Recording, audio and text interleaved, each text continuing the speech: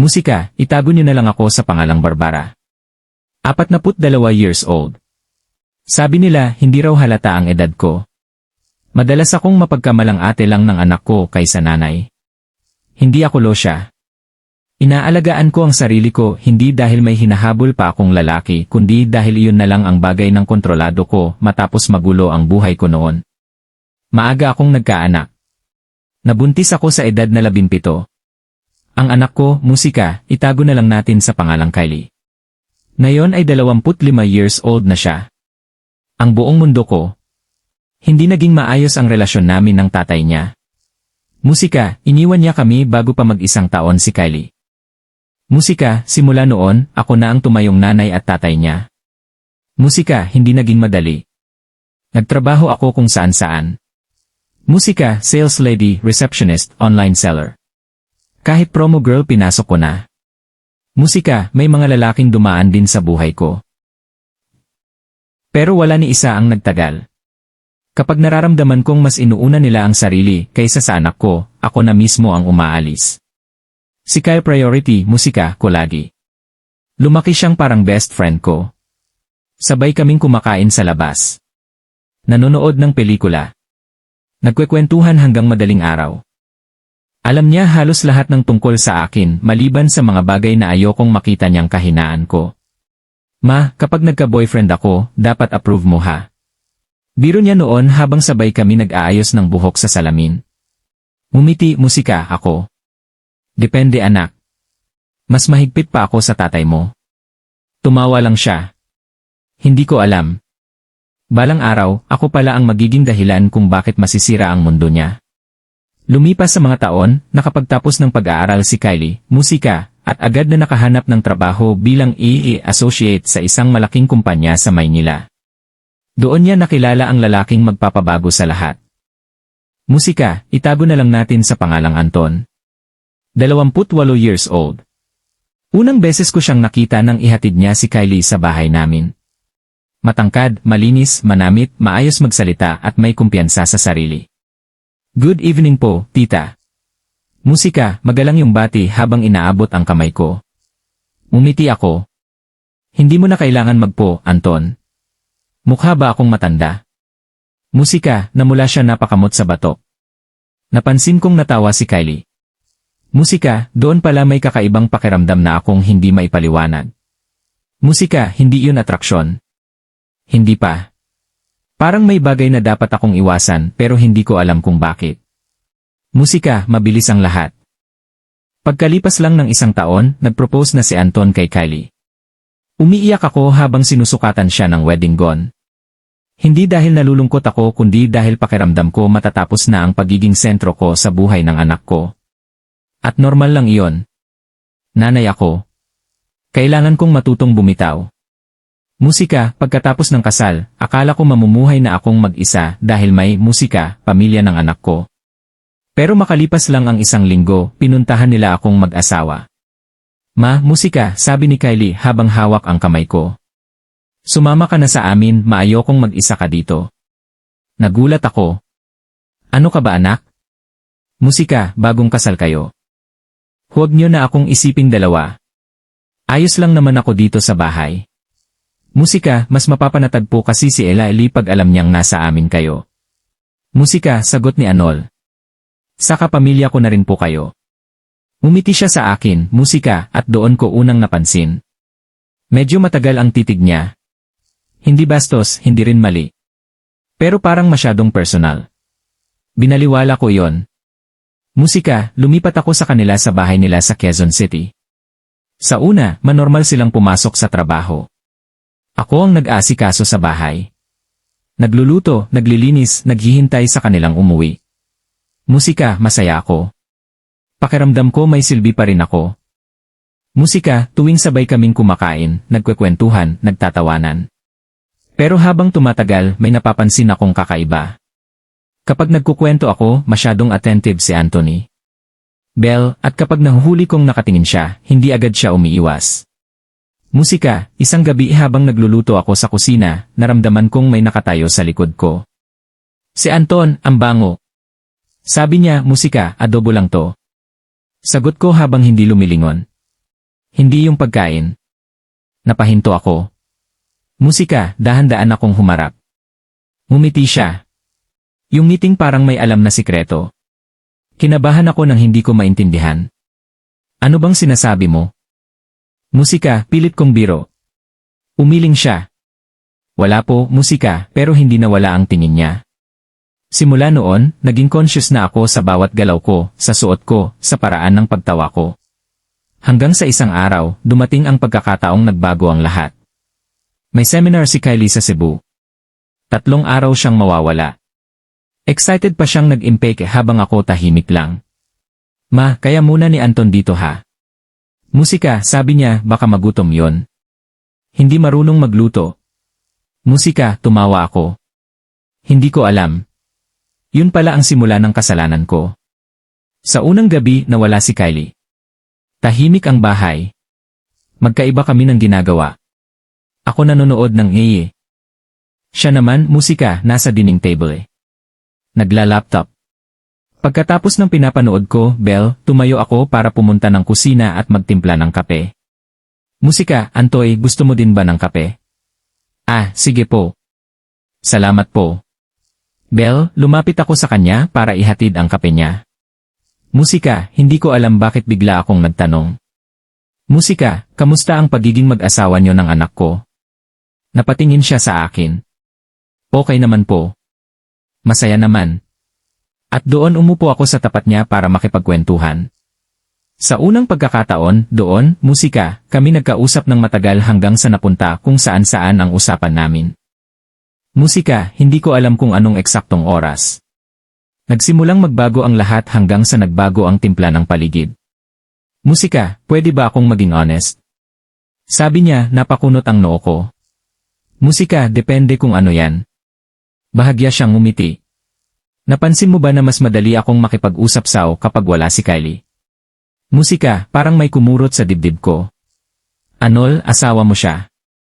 Normal lang dapat. Pero iba ka kasi. Hindi ako nakasagot. Bakit na ba hindi ka ulit nag-asawa? Tanong niya. Napabuntong hininga ako. Musika, alam mo Anton, hindi lahat binibigyan ng pangalawang pagkakataon sa love life. Tingin ko po meron pa. Belle, sagot niya. Napatingin ako sa kanya. Masyadong seryoso ang mukha niya. Musika, hindi yon biro. Lumalim ang gabi. Hindi ko namalayan. Halos 2 oras na kaming nag-uusap. Musika, alam kong sinusukat niya ako kung hanggang kailan ko kayang pigilan ang sarili ko.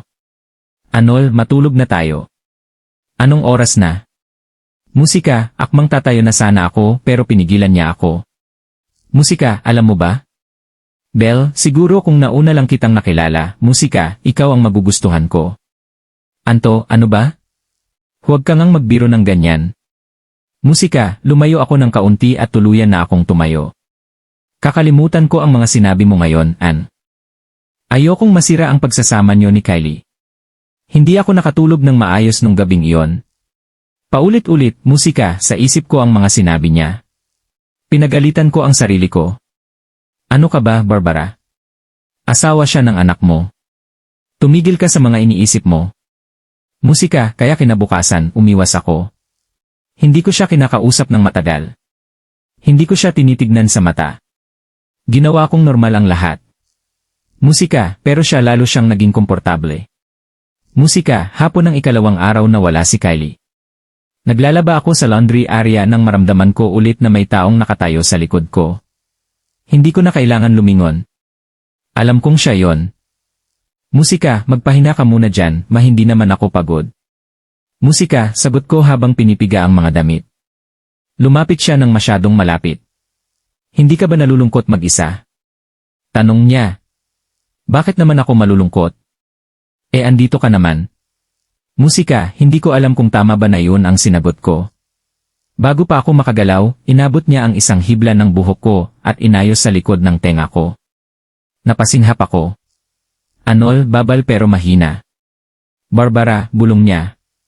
Iyon ang unang pagkakataong parang may ibang kahulugan. Ang pagtawag niya sa akin hindi, musika, na respeto kundi paglapit. Anon, tama na sabi ko. Pero hindi ako umalis. Bakit? May ginagawa ba akong masama? Alam kong meron. Alam na alam ko pero hindi ko masabi. Dahil sa loob ng maraming taon, musika, ngayon lang ulit may lalaking tumingin sa akin na parang babae ako. Hindi lang ina, hindi lang responsibilidad kundi isang babae. Musika, Anol, mali ito. Bulong ko. Pero hindi niya binibitawan ang kamay ko. At sa sandaling iyon, pareho naming piniling huwag pigilan ng sarili.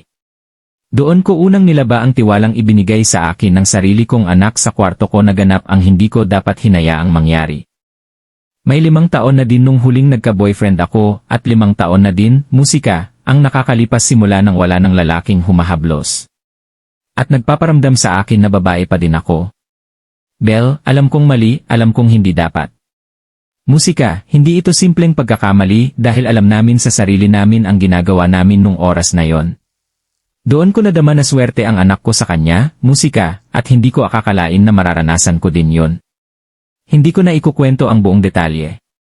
Pagkatapos ng araw na yon, kinabukasan na ang dating ni musika, Kylie. Nagpanggap kami na parang walang nangyari. Musika, pagdating ni Kylie, agad yung nagmano sa akin at yumakap. Pagkatapos noon ay dali-dali siyang yumapos kay Anton. Musika, hindi ako makatingin sa kanilang dalawa dahil parang may kumikirot sa puso ko pag nakikita ko silang sweet sa isa't isa. Musika, habang nagkukwentuhan sila tungkol sa seminar, tahimik lang ako sa kusina, nakatalikod, musika, nagkukunwaring abala. Pero ramdam ko ang presensya niya. Paminsan-minsan nahuhuli kong napapatingin si Anton sa akin. Hindi yun aksidente. Musika, pareho naming alam may lihim na kaming dalawa. At kahit walang salita, buhay na buhay iyon sa pagitan namin. Sinubukan kong umiwas sa mga sumunod na araw. Pero ang problema si Anton ang lumalapit. Bel, isang gabi habang natutulog na si Kylie sa kwarto nila, nagising ako para uminom ng tubig. Musika, paglabas ko sa sala, nadanan ko siyang nakaupo sa sofa. Musika, nagkatinginan kami. Iiwasan mo ba ako? Mahina niyang tanong. Musika, dapat lang sagot ko. Tumayo siya at lumapit. Bawat hakbang niya. Parang nagpapahina sa desisyon ko. Mali yung nangyari. Musika, sabi ko agad. Alam ko. Sagot niya pero hindi siya tumigil sa paglapit. Musika, pero bakit hindi mo pa rin makalimutan? Musika, bulong niya. Hindi ako nakasagot dahil totoo, musika, hindi ko rin makalimutan. Anto, asawa ka ni Kylie. Musika, alam ko dapat tumigil na tayo. Tahimik siya sandali. Musika, gusto mo bang tumigil? Musika, iyon ang tanong na sumira sa natitirang lakas ko. Gusto ko bang tumigil? Pero bakit hindi ako umaalis? Musika, bakit hinahayaan kong manatili siya doon? Musika, hindi na namin kailangan magsalita pa. Sa gabing iyon, naulit ang kasalanan. Lumipas sa mga linggo. Paulit-ulit kapag overtime si Kylie, kapag may out-of-town training siya. Kaming dalawa lang naiiwan. Palaging may dahilan, palaging may pagkakataon. At bawat pagkakataon, lalo akong nalulunod. Nagsimula akong hanapin ang presensya niya. Napansin ko kapag hindi niya ako kinakausap. Nasasaktan ako kapag malamig siya.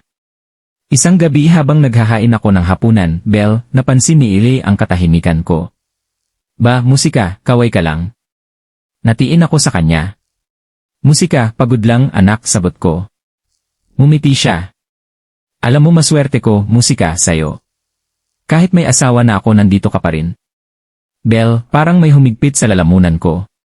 Gusto kong umiyak. Gusto kong aminin ang lahat. Pero natakot ako dahil alam ko kapag ginawa ko yon, mawawala siya sa akin. Hanggang isang araw, bigla akong nakaramdam ng kakaiba sa katawan ko. Akala ko wala lang. Pero habang lumilipas ang araw, lalong lumalabas ang sintomas. Musika, hanggang sa napagtanto ko, hindi na pala ako dinadatnan. Musika, akala ko normal yun sa edad ko, pero lumalakas yung kutob ko na iba na talaga hanggang sa naisipan kong magpiti, musika, at doon nga lumabas na positive, hindi ko lubos akalain na mabubuntis ako. Akala ko hindi na ako magkakaanak dahil sa mga dati ko namang nakarelasyon ay walang nabubuo. Kung kailan nagkaedad na ako saka pa may nabuo. Hindi ako mapakali nung araw na yon. Kinausap ko si Anton. Ipinagtapat ko sa kanya ang kalagayan ko. Pero ang hindi ko inaasahan ay ang magiging reaksyon niya. Gawan mo ng paraan yan, Barbara. Hindi ka pwedeng mabuntis. Musika, lalong hindi pwedeng malaman to ni Kylie. Ano? Bakit parang problema ko na lang to? Parehas naman natin ginawa to, alam ko. Pero ano? Gusto mo bang masira ang buhay ng anak mo? Natigilan ako sa sinabi niya. May punto siya. Pero paano ito, Anton? Anak mo din to, hindi kita kayang panindigan, Barbara. Pasensya ka na. Musika, pagkatapos doon ay agad na siyang tumalikod at umalis. Naiwan akong luhaan at mag-isa kasama ang bunga ng kasalanan namin. Musika, nagdesisyon akong ipagpatuloy ang pagbubuntis ko. Pero hindi ko pa din ipinapaalam kay Kylie.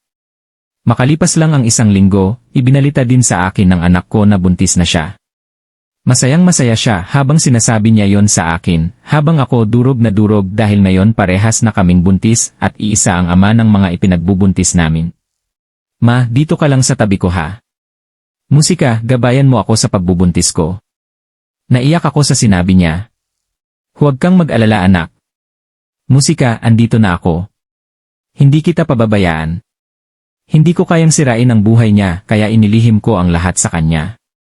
Si Anton hindi na muling lumapit sa akin. Simula nung huling nag-usap kami. Hindi na din niya ako tinitignan tulad ng dati na para bang wala kaming naging lihim. Musika, araw-araw. Nakikita ko kung paano niya alagaan si Kylie. Samantalang ako, mag-isa kong hinaharap ang pagbubuntis ko. Musika, isang gabi, kinausap niya muli ako tungkol sa pagbubuntis ko. Barbara, anong balak mo dyan sa dinadala mo? Musika, dinadala ko. Anon, anak mo din to, ano ka ba, Barbara? Alam mo naman ang sitwasyon natin ngayon ba? Musika, kung bahala ko ipagpatuloy ang pagbubuntis mo, mas mabuti nang umalis ka dito para hindi, musika, tayo mabuking. At paano si Kylie? Alam mo din ba na kailangan niya ako ngayon bilang ina? Musika, ako na bahala sa kanya. Ang isipin mo, ang kalagayan mo, huwag mong sirain ang pamilyang pangarap ng anak mo. Musika, ikaw din ang sumira doon, Anto. Hindi lang ako.